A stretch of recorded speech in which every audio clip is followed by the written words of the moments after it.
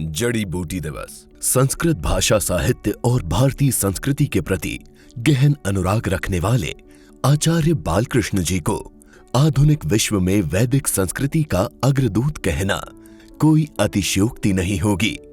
21वीं सदी के पतंजलि स्वामी रामदेव जी के साथ मिलकर आयुर्वेद को दुनिया भर में लोकप्रिय बनाने के उनके भगीरथ प्रयत्न को कभी भुलाया नहीं जा सकता।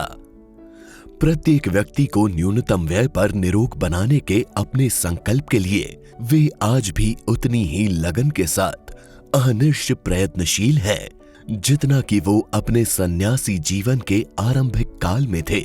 उनके अथक प्रयासों का ही ये परिणाम है कि आज समस्त संसार में लोग आयुर्वेदिक संस्कृति तथा वैदिक परंपराओं से परिचित हो गए हैं।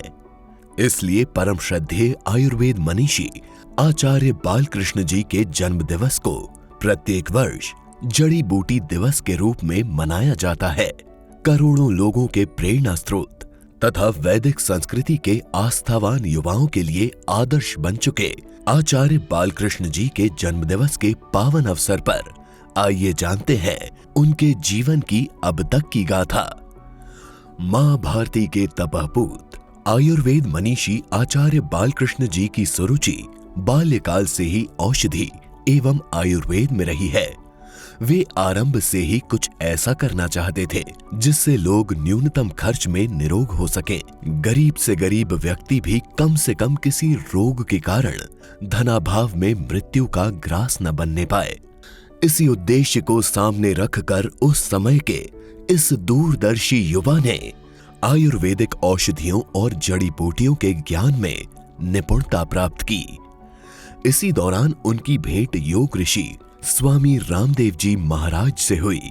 स्वामी जी के सहयोग से उन्होंने आयुर्वेदिक दवाओं तथा उपचार संगठनों को स्थापित करने में हाथ बटाना शुरू कर दिया। दोनों के अथक परिश्रम से ही दिव्य फार्मेसी की स्थापना हुई।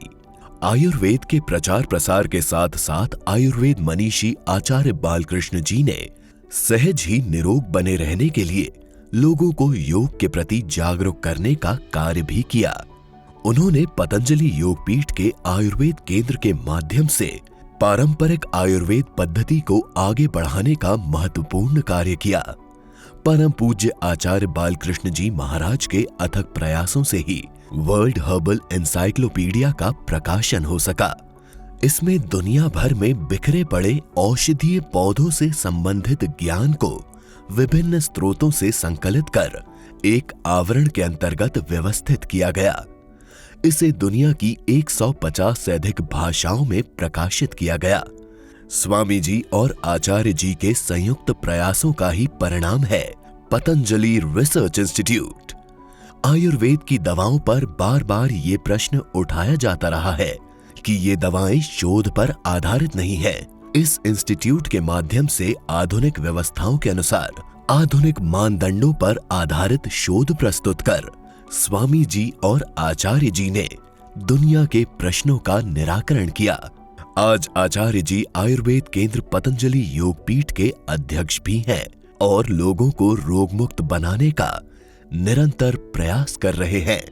परम श्रद्धेय आचार्य बालकृष्ण जी महाराज के पावन जन्म दिवस जड़ी बूटी दिवस के शुभ अवसर पर समस्त पतंजलि एवं आस्था परिवार की ओर से अनंत शुभकामनाएं एवं कोटि कोटि प्रणाम।